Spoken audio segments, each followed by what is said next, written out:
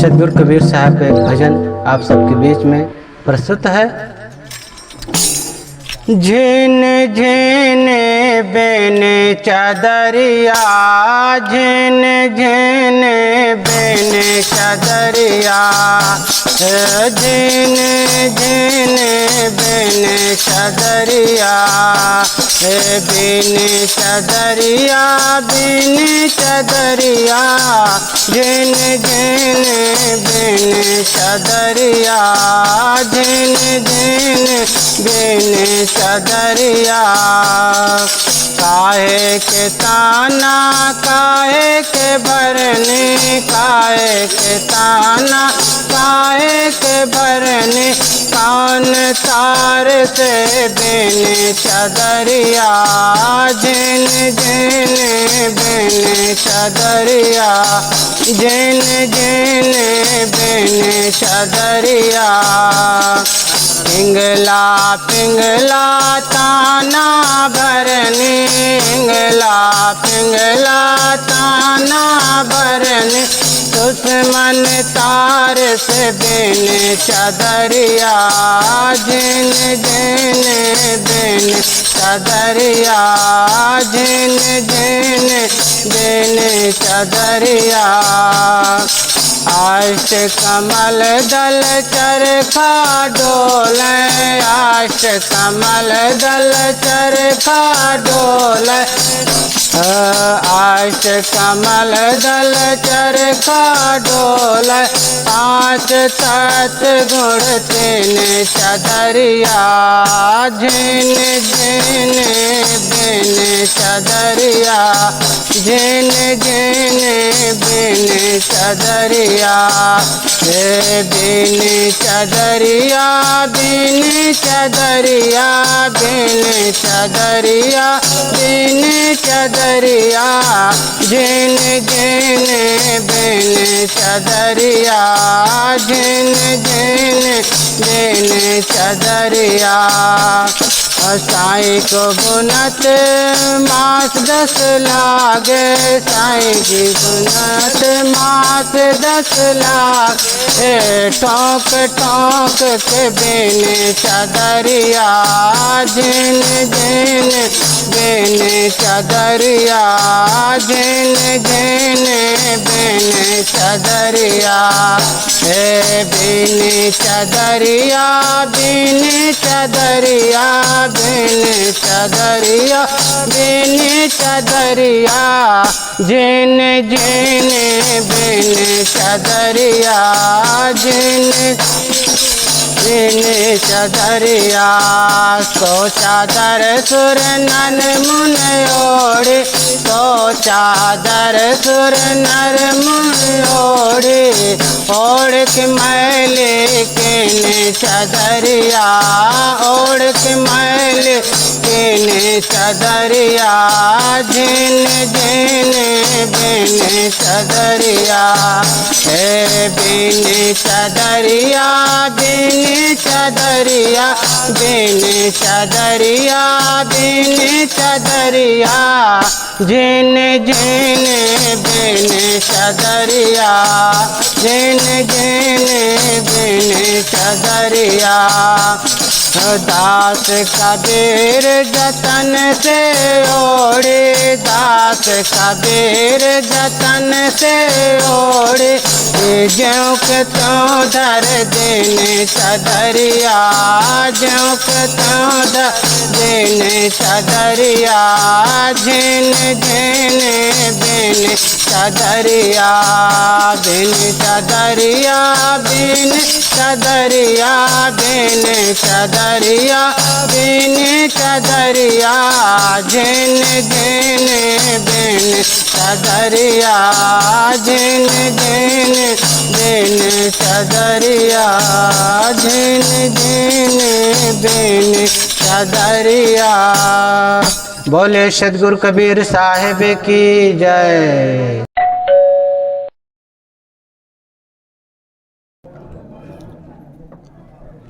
ना गुरुरधिकं तत्त्वं, ना गुरुरधिकं तपः, गुरु ज्ञानात् परम नास्ति तस्मै सद्गुरुवे नमः। मंच पर विराजमान पूजनीय संत समाज, उपस्थित सज्जनों और देवियों, अभी हम बहुत सुंदर विचार श्रवण कर रहे थे।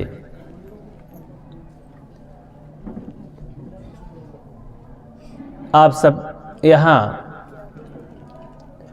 इस सद्गुरु श्री बुआ धाम के प्रांगण में उपस्थित हैं। लगभग सभी इसी गृहस्थी जीवन में रहने वाले यहाँ देवी देवता हैं। हमारी ये गृहस्थी का जीवन कैसे सुखद हो, क्योंकि इसमें हर परिवार में अलग अलग मानसिकता के सदस्य सब होते हैं। सबके सामंजस्य को लेकर के, समता भाव को लेकर के समझौता करके ही जीना पड़ता है। तो इसमें सद्बुद्धि की बहुत बड़ी आवश्यकता होती है।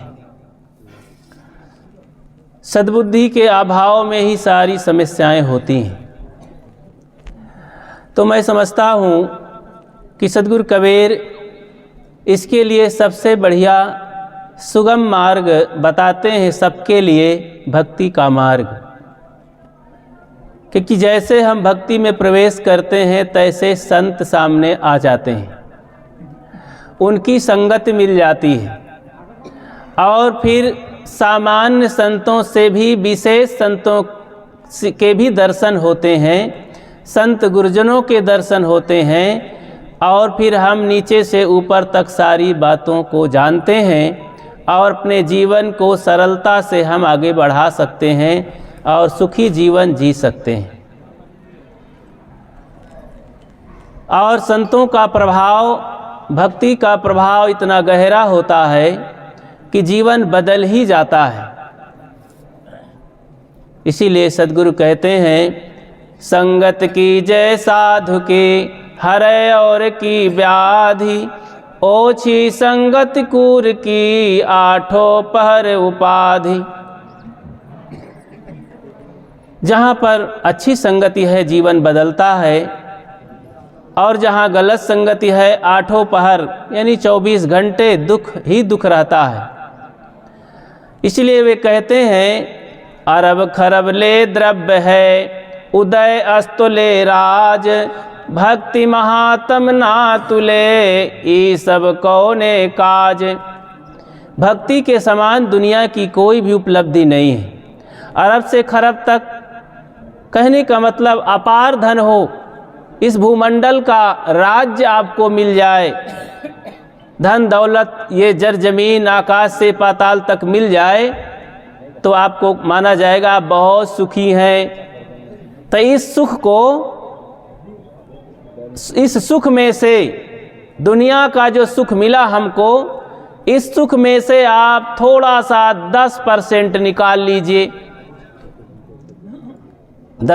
इस सुख, पूरे सुख को, पूरा सुख एक तरफ रख दीजिए तराजू के पल्ले पर, और भक्ति का जो कुछ सुख मिला है आपको संतों गुरुजनों से, उसमें से 10% ले लीजिए और दूसरे तराजू के पलड़े पर रखिए और फिर कांटा उठाइए। तो सद्गुरु कहते हैं कि उस 10% भक्ति के सुख के बराबर दुनिया का सुख कुछ भी नहीं है, और वो टंगा ही रहता है, बहुत हल्का हो जाता है। कैसे? एक उदाहरण से समझें। बचपन में एक पंडित जी थे, तो वो पुरोहिताई करते थे। उनके पास और कोई धंधा नहीं था, किसान भी नहीं थे वे, कोई बिजनेस भी नहीं करते थे अलग से, कोई नौकरी चाकरी, तो पुरोहिताई का धंधा करते थे। पुरोहिताई में होता है कर्मकांड करके सामान्य लोगों को खूब बढ़ा चढ़ा के भगवान ईश्वर परमात्मा देवी देवता ग्रह नक्षत्र की बातें करके पूजा पाठ करके तमाम तरह का फ़ायदा कराते थे। बहुत फ़ायदा हो जाएगा। बीच बीच में सत्यनारायण व्रत की कथा कहते थे, उसमें काफ़ी दान दक्षिणा मिल जाता था। मरने और तमाम तरह के त्योहारों में लाभ पा जाते थे, इसलिए बड़े चैन से रहते थे। तो हुआ क्या, उनके 2 बच्चे थे। बड़ा बच्चा हो चला था, उनकी शादी हो गई थी। छोटा बच्चा अभी उनका बढ़ रहा था, कुछ पढ़ रहा था। पंडित जी तो कथा सुनाने चले जाते, घर में पंडितानी रहती और बच्चे रहते, बहू भी आ गई। एक दिन उनका बेटा सत्संग में चला गया। ऐसे ही संत आए हुए थे विवेकवान, और साप्ताहिक कथा चल रही थी, तो वहाँ बेटा चला गया। तो संतों ने इसी बात को संत ने सुनाया कि बंधुओं, बिना भक्ति के जीवन बेकार है। रामायण का भी एक चौपाई उन्होंने कह दिया कि भक्तहीन नर सो हैं कैसे, बिन जलवारिद देखिए जैसे। तो इसी की व्याख्या संत करने लगे कि देखो, रामायण भी कहती है कि बिना भक्ति के जीवन बेकार है। तो भक्ति के प्रताप से तो भक्तिवंत अति नीच हूँ प्राणी। कहते हैं गोस्वामी जी की जो भक्तिवान पुरुष हैं, कोई भी कैसा हो, वे मुझे बहुत प्रिय लगते हैं। ये सवेरी को कथा कहते हुए मानो महाराज राम ने कहा है। और उन्होंने कहा कि नीच नीच सब तर गए संत चरण लौलीन, तुलसी जात के मदे बूढ़े बहुत कुलीन। तो जो जिन्हें नीच कहा जाता है, छोटी जात का कहा जाता है, वे सब भक्ति भजन करके अपना कल्याण कर लिए, और बड़े लोग सब अपने अहंकार में पड़े रह गए। सद्गुरु कबीर ने कहा, बड़े गए बड़ा अपने रोम रोम अहंकार, सद्गुरु से परिचय बिना चारों वर्ण। सब जानते हैं, सद्गुरु का शरण में जिसने नहीं आया, जो नहीं आए, उनका ज्ञान नहीं लिया, तो चारों वर्ण चमार। इसी चमड़ी को धोने पोंछने में जीवन बीत जाता है, संभालने में, सुंदर बनाने में। मन सुंदर नहीं होता तो जीवन बेकार हो जाता है। तो इसलिए हमें भक्तिवंत होना चाहिए, भक्तिवान होना चाहिए। तो उनका बेटा जब पंडित जी का सुना, तब भाई उनके सिर में खुजली होने लगी। ये तो गजब की बात है, हम लोग तो अपने को माने रहे हम जगत गुरु हैं, अभी तो भक्त भी नहीं हुए, जीवन बेकार है।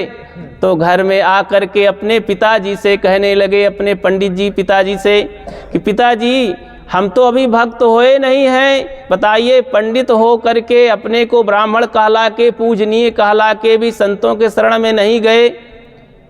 तो पंडित जी सुन कर के आंखें लाल करने लगे, अरे बेहुदा कहीं का, हम बड़ी जात के हैं और हमको भगवान ने पैदा किया है, मुख से हम पैदा हुए हैं, और ये क्या बात कर रहा है। छोटे छोटे साधु होते हैं, महात्मा होते हैं, छोटी जात के होते हैं, और हम उच्च कुल में पैदा हुए हैं। बहुत डांट फटकार लगाया, कहे अगर तुम संतों के पीछे जाओगे तो मैं तुमको घर से निकाल दूंगा। काफ़ी डांट फटकार पाने के बाद वो अपना मुख मोड़ लिया। बेटा माँ से गया, कहने लगा, माँ जी मैं भक्त होने जा रहा हूँ, संत आए हैं बहुत अच्छे हैं, उनसे दीक्षा लूँगा और अपना कल्याण करूँगा, भक्ति भजन करके जीवन का सुधार करूँगा।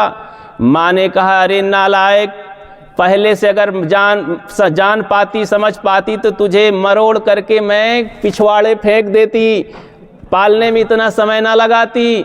तू ब्राह्मण कुल का हो करके, पंडित हो करके भी तू साधु के पीछे मरने जा रहा है, ऐसा कदम मत उठाना, भल खबरदार। सोचा कि अब क्या करूं, माता पिता दोनों समर्थन नहीं करते हैं। अपनी पत्नी के पास गया, पत्नी ने कहा, आप ही तो मेरे स्वामी हैं, आपके हाथ पकड़ी हूँ, मेरे पिता ने पकड़ाया है तो कहाँ जाऊंगी, जहाँ आप चलेंगे मैं भी पीछे पीछे चलूँगी। चलो कोई तो निकला एक।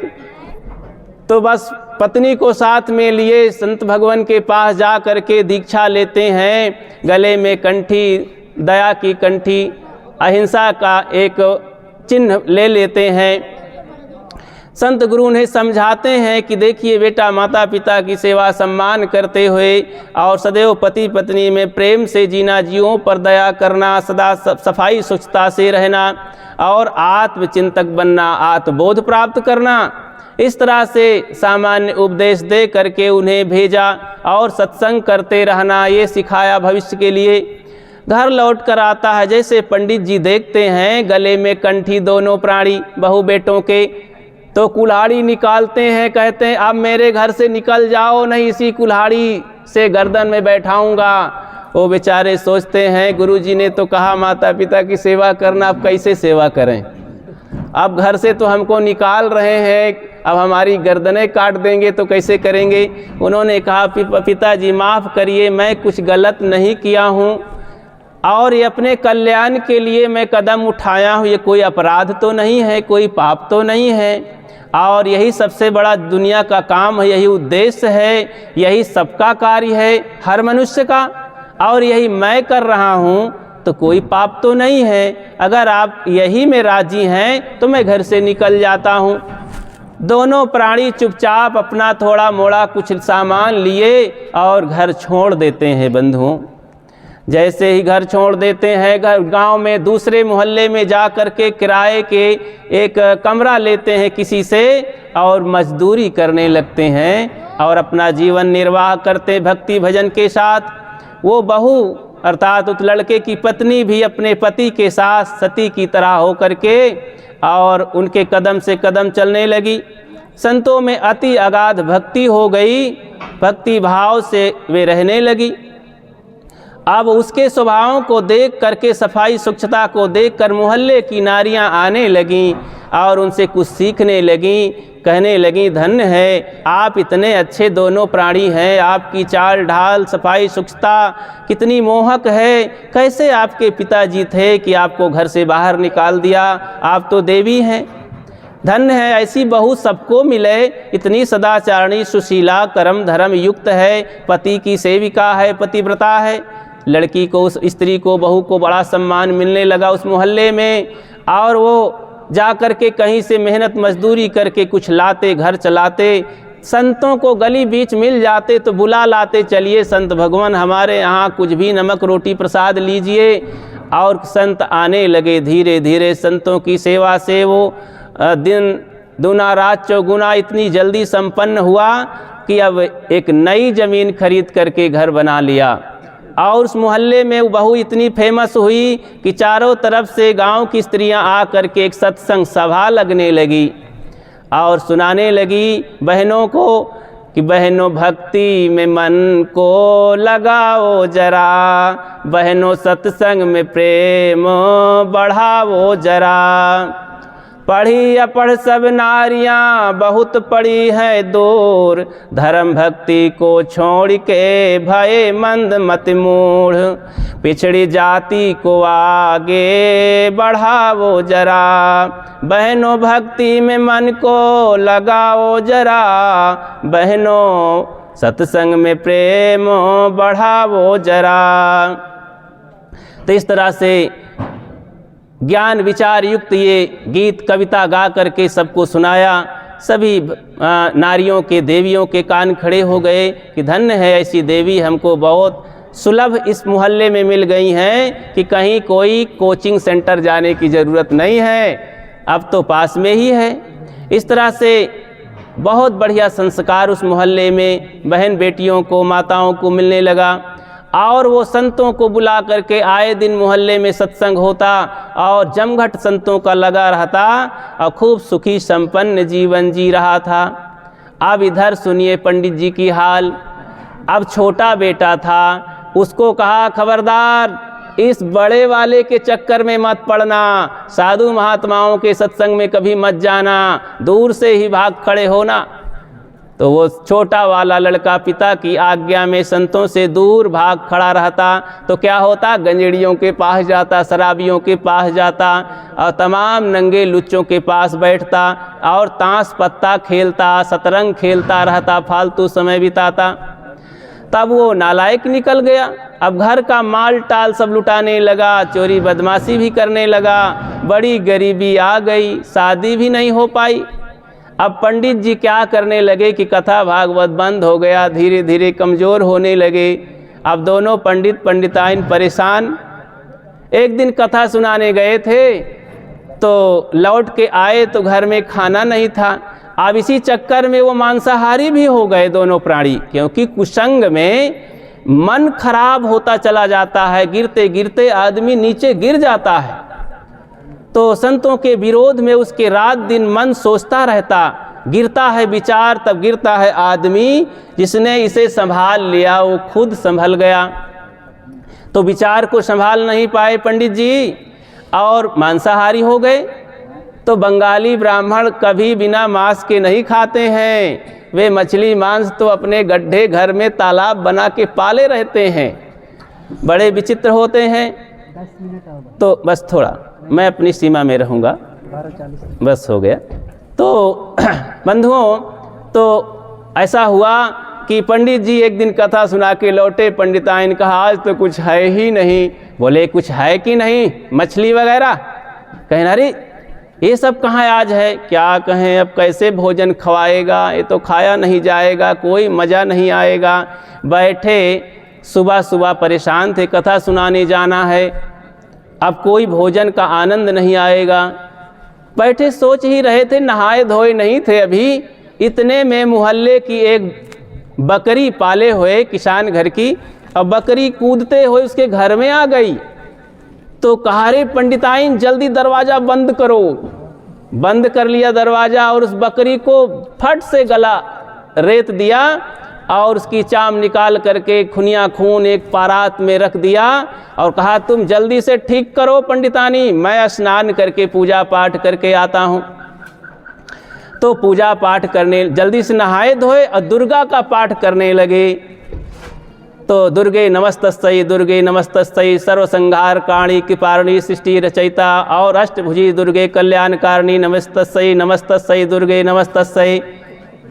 इतने में वो बकरी ढूंढने वाली खोजने वाली औरत जिसकी बकरी थी वो किसानिन, वो औरत घर में देखा कि मैं हर जगह खोजा कहीं मेरी बकरी मिली नहीं, और इसके घर में ज़रा देखें तो पंडित महाराज के घर में, ये तो बड़े पुजारी हैं, शायद ये देखे हों हमारी बकरी के बच्चे को।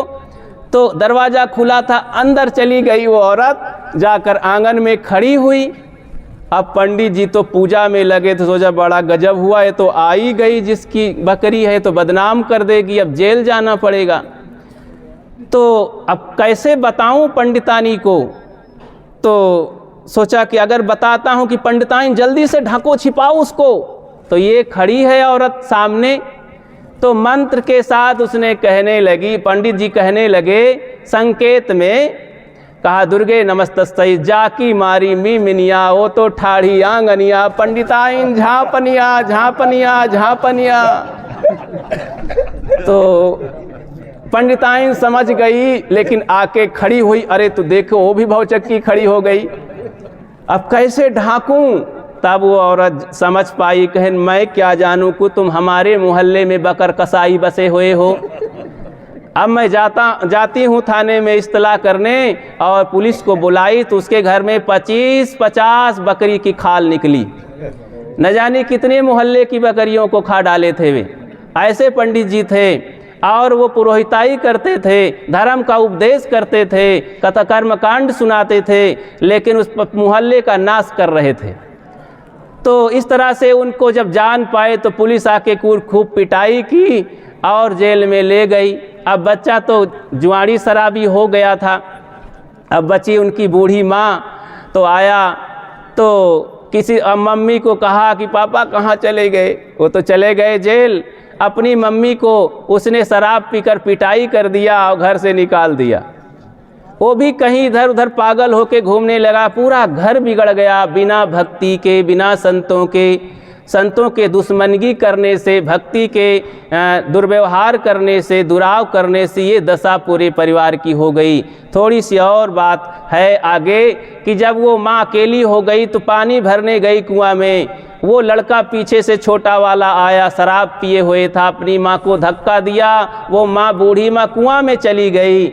इतने में बड़ा वाला लड़का अपने घर से देख रहा था, ये तो मेरी माँ है, कुआं में गिर गई। जोर से चिल्लाया कि दौड़ो भाइयों दौड़ो, मेरी माँ कुआं में गिर गई है। रस्सी लेकर दौड़ा, कई नौजवान आकर कुआं में कूद करके रस्सी से बांध करके उस माँ को निकाले। अब वो पंडितानी माँ इतना अभी ख्याल नहीं है, वो गाली दे रही है जैसे होश में आई कि अरे तो बड़ा वाला लड़का है, तो ज़ोर ज़ोर से गाली देने लगी, अरे नालायक तू जा साधुओं के पीछे मर, और मैं तेरा मुख देखने वाली नहीं। कहें अरे माँ बाहर निकलो फिर गाली दे लेना, अभी तो क्षमा करो मुझे। अब बड़ा लड़का घर ले गया, अपनी माँ को अपनी औरत से कहा कि देखो माँ की खूब सेवा करो। सेवा करने लगी वो बहू रानी, अपने पैरों में उसका सिर रख करके मलहम पट्टी करती, तेल लगाती और कपड़े पहनाती, नहलाती धुलाती।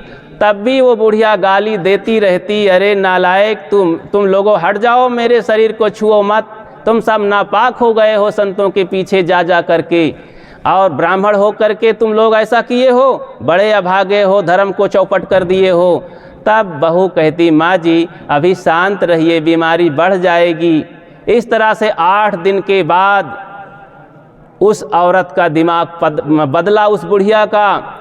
तब वो रोते हुए कहने लगी कि मैं कितनी अभागन हूँ, तुम जैसे बेटा बहू को पा करके अभी भी मैं गाली दे रही हूँ। मेरा कितना दुर्भाग्य था, मैं हर प्रकार की चोट सह करके, विपत्ति सह करके और नारकी जीवन जी करके परिवार को नष्ट भ्रष्ट करके भी मेरी बुद्धि नहीं पलट रही है। हाय मेरा परिवार नष्ट हो गया। अरे तुम ही लोग अच्छे हो, कितने देव स्वरूप हो, तुमने संतों की संगत करके हमारी इज्जत बनाई है, इस गांव में हम समझ नहीं पाए। तब उसे पता चला और रोते हुए कहने लगी, दोनों बड़े बेटा बहू माँ का सम्मान करते हुए कहने लगे, माँ अभी भी समय है और दुखी मत हो, हम तुम्हारी सेवा करते हैं, हमें कोई दुख नहीं है। अब दुख इस बात का था कि आप नहीं समझ पाए, आप भी संतों की शरण में गए होते तो हमारा भी जीवन और धन्य हो जाता, आपका भी जीवन धन्य हो जाता। इस प्रकार बंधुओं, जो भक्ति से दूर रहते हैं, संतों से दूर रहते हैं, वे नर नारी कभी भी सुखी नहीं होते हैं और अपना भविष्य घर परिवार सब बिगाड़ लेते हैं, जीवन को नरकमय बना लेते हैं। जो संतों के नज़दीक रह करके सदैव सेवा, दर्शन, त्याग, वैराग्य से जीते हैं, संयम सदाचार से, उनका जीवन धन्य हो जाता है, आगे की पीढ़ी भी उनकी बढ़िया सुखद होती है। तो इस तरह से हम भक्ति के विरोधी मत बने, संतों से दूर न भागें, संतों को हृदय में बसा करके असली देवी देवता समझ करके पूजा उपासना में लगें और उनके आज्ञा अनुसार चल करके अपने घर को सुखद बनाएं और अपनी गृहस्थी को स्वर्ग बनाएं। आप सबको धन्यवाद देते हुए अपनी बात को ही विराम देता हूँ। बोलिए सद्गुरु कबीर साहिब की, सद्गुरु